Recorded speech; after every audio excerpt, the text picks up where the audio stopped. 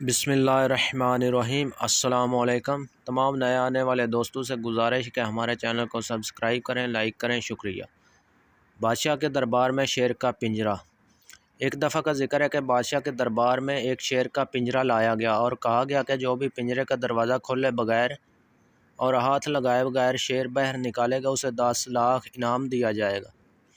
تمام وزیروں مشیروں نے کوشش کی لیکن ناکام رہے، سوائے ایک وزیر جوزف کے، کیونکہ وہ بادشاہ کا خاص وزیر تھا، کیونکہ بادشاہ کو پتہ تھا کہ یہ نکال لے گا، اگر کوئی نہ نکال سکا تو پھر اس کی باری آئے گی۔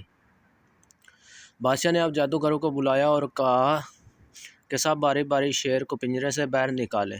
سب جادوگروں نے کوشش کی لیکن ناکام رہے۔ اب بادشاہ نے جوزف سے کہا کہ اب آپ دکھاؤ اپنا جادو۔ جوزف نے ایک موم بتی لی اور پنجرے کے نزدیک کی اور شیر موم کا تھا، آگ سے پگھل گیا، دربار تالیوں سے گونج اٹھا۔ بادشاہ نے جوزف کو شاباش دی اور 10 لاکھ انعام دلوایا۔ اختتام۔